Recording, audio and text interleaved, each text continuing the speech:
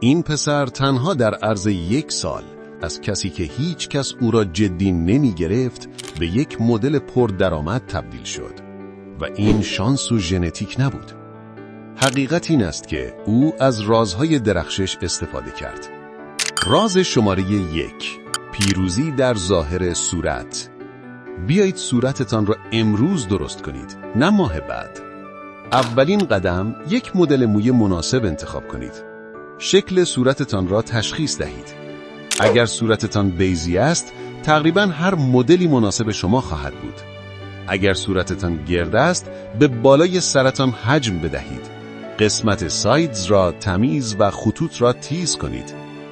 باور کنید، همین به تنهایی میتواند 5 برابر ظاهرتان را شارپتر و جذابتر کند. قدم بعدی، ابروهایتان. نیازی نیست ابروهایتان را مثل خانواده کارداشیان درشت و پررنگ کنید. کافی است بین ابروهایتان را تمیز کنید و کمی به آن فرم بدهید. این کار بلافاصله باعث می شود چشمهایتان قدرتمندتر و صورتتان خطدارتر و مشخصتر به نظر برسد. ریشها، به آن فرم بدهید. اگر نمی توانید کاملا اصلاح کنید، حتی یک سایه سبک از ریش هم تغییر بزرگی ایجاد می کند. مهم این است که مرتب باشد. حالا نوبت بهداشت است. بوی بد دهان جذابیت را در جا از بین می برد. از مسواک زبان به علاوه دهانشویی استفاده کنید. نفس شما باید بوی اطمینان بدهد. و لبها. لبها را نادیده نگیرید. آنها را به آرامی با یک مسواک لایه برداری کنید، سپس قبل از خواب وازلین بزنید. با لبهای نرمی از خواب بیدار می شوید که واقعا خوب به نظر می رسند. و این یکی را اکثر مردم فراموش می کنند. ساختار صورتتان. حتی با پوستی صاف و شفاف ممکن است صورتتان همچنان متعادل به نظر نرسد. این مشکل پوست نیست، یک مشکل ساختاری است. احتمالاً شما یک حالت صورت کم انرژی دارید. وقتی شما از حالت صورت خود آگاه نیستید و آن را کنترل نمی کنید، صورتتان در حالت بیحالی و خواب‌آلودگی قرار می گیرد.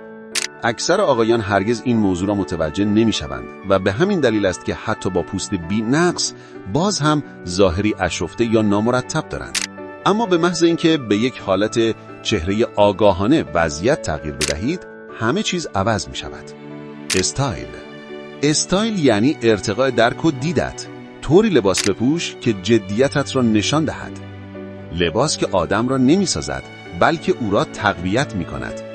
نیازی به برندهای گران قیمت نیست. فقط کافی است دیگر مثل یک بیلبورد متحرک لباس نپوشی. نه لوگوی شلوغ، نه کفش‌های نئونی. لباسهای ساده و اندازه بهتر از هر تیشرت گرافیکی به هم ریخته است.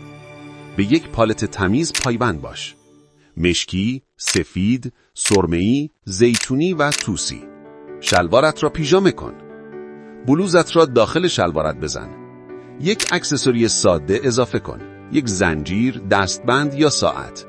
فوری ظاهری تمیزتر، برازنده‌تر و با اعتماد به نفستر خواهی شد، چون سادگی و اندازه مناسب نشان دهنده تسلط تو بر خودت است و تسلط جذاب است. دیدم کسانی که یک لباس 200 تومانی دست دوم پوشیده اند بیشتر از کسی که پیراهن 5 میلیونی برند پوشیده تعریف دریافت کردند. بدن و حالت ایستایی. بیایید در مورد فیزیک بدنی صحبت کنیم. بله، هنوز هم بدن وی شکل حرف اول را میزند. شانه‌های پهن، کمر باریک و عضلات نمایان. این چیزیه که از نظر تکاملی جذاب به حساب میاد. اما حقیقت این است که لازم نیست هیکل درشت و عظیمی داشته باشی.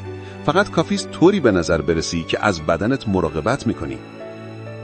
هفته‌ای 4 بار به باشگاه برو.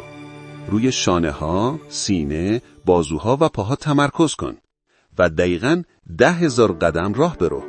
این کار فقط برای سلامتی نیست، بلکه حالت بدن را اصلاح و چربی‌ها را سریع می‌سوزاند. دیگر مثل کسی راه نرو که زندگی کتکش زده.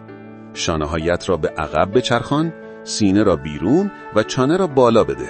این یک اعتماد به نفس فوری است. همین زبان بدن به تنهایی فریاد می‌زند که تو با اعتماد به نفس هستی.